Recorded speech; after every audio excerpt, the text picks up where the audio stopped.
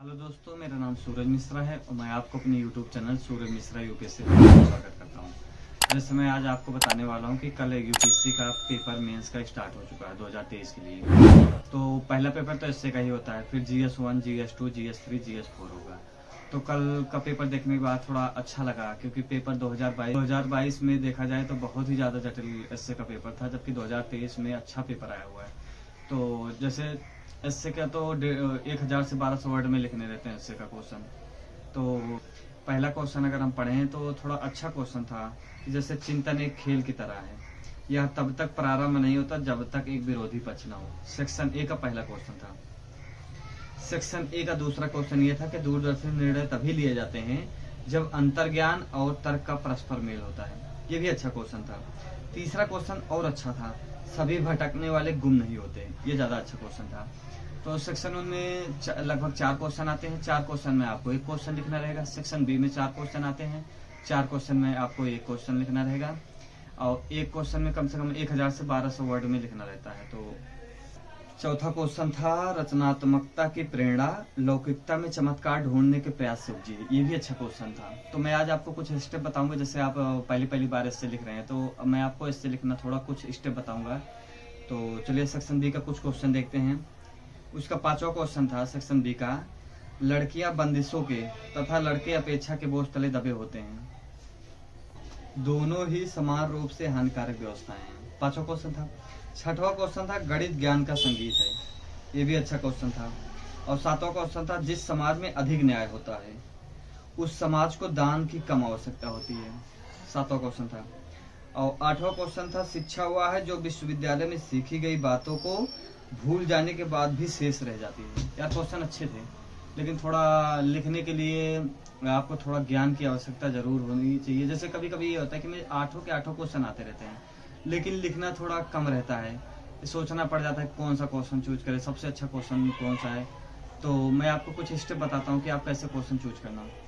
Paper में बहुत सी चुनौतियां रहती है, चूज कौन सा करना। तो चलिए मैं कुछ स्टेप बताता हूँ। आजकल यूपीएससी जैसे मूर्त और अमूर्त 2 टाइप के क्वेश्चन पूछ रही है। मूर्त क्या होता है? जो ज्ञानेंद्रियों से जो हमें प्राप्त हो। जैसे हम आप जैसे कुछ टॉपिक जैसे social, political, economic, geography, economy, IR, ये हो गए मूर्त। और अमूर्त केवल विचार का विषय है, यानी कि विचार, कल्पना जो हम कर सकें।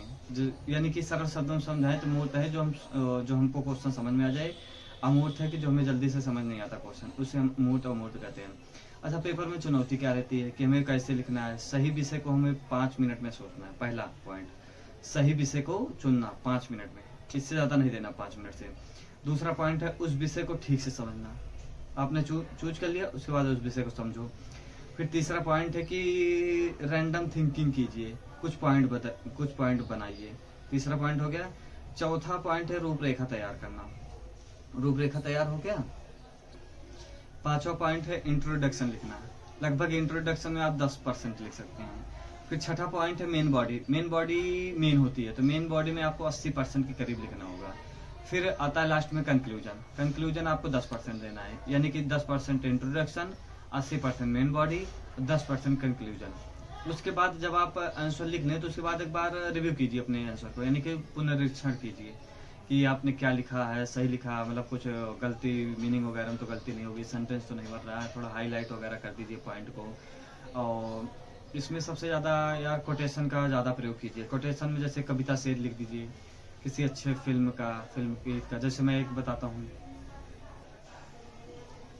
जब मैं था तब हरी नहीं, जब हरी हैं तो मैं नहीं। जैसे इस कोटेशन आप प्रयोग कर सकते हैं। किसी महान लोगों के द्वारा कही गई बातों को आप कोट कर सकते हैं। जैसे सुकरात हो गए, गांधी हो गए।